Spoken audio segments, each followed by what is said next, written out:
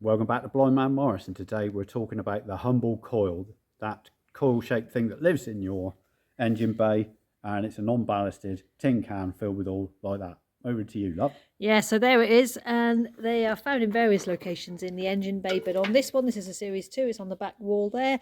You sometimes see them on top of the dynamo or on the side wall of the engine bay, and they transform the 12 volts that come from the battery to a whopping 15,000 to 20,000 volts, and they do that using Faraday's law of induction.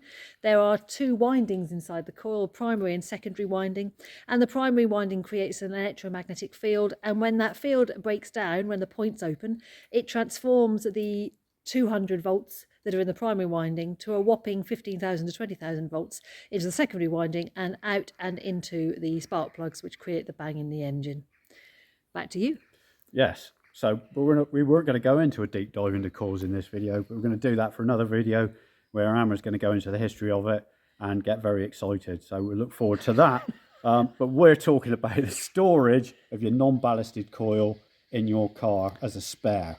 So non-ballasted coils really should always be stored upright. They don't like being stored flat because obviously, even though they are filled absolutely to the top with oil, the oil covers the winders and everything inside and protects them.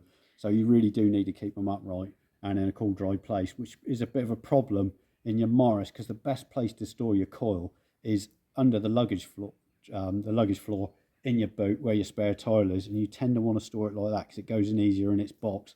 But they need to be stored upright. So I thought, well, this is a pain. How am I going to get around that? So I came up with a solution on our Series 2, which was to bolt it on the side of the wall there, ready to go. Yes, it's a spare one, isn't it? So you've got that one, which is all wired in, which is the one that's running, and then we've got the spare one on the side. Now, interestingly, this is the original, and you can actually see that it's a really old coil because it's got CB and SW written on it. Hopefully you can see that on there, and that stands for contact breaker and switch, whereas on John's, here we go. Plus or minus on You've there, I got think. plus or minus on them. Yeah. And John's got an oil-filled one there. And that's a resin one and there. A resin one. And the oil-filled ones are much heavier. Yeah. Yeah, they are. I mean, they're difficult. You can't really tell the difference. And they're both non-ballasted, but these are, I mean, that is heavier. It is heavier, isn't it? Much heavier. So this is, and the difference between an oil-filled one, when it's breaking down, will give you some symptoms first. Whereas a resin one, modern component, obviously, as normal, they just die. So if you're driving along and all of a sudden your Morris cuts out and you haven't run out of petrol, it's going to be on the ignition side normally. So you jump out the car, pop the bonnet, go underneath, and the first thing I normally do is touch the coil. Now, if the coil's piping hot, that means you can barely touch it. Your coil's breaking down if it's a non-ballasted coil like this, and it's on its way out. That means there's a break between the secondary and primary windings. And if you've got a spare coil on the side of your car like that, you can just swap all the leads over, fire up, and get you home. Otherwise, you might be lucky that if you leave it long enough and you've coasted to a safe place on the side of the road, and that coil cools down, it may get you another 5-10 miles before it heats up again and then breaks down. Whereas a resin-filled coil like that, once it's gone, it's gone.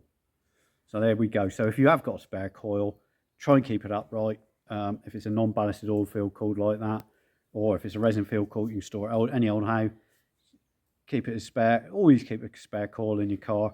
Just keep your oil ones upright if you can. And if you've got room in your engine bay to store a spare like that, bolt it to the side, ready to go. There we go. And it's on to the next job. The humble coil. The humble coil. And wait for the history video coming up. I'm looking forward to it.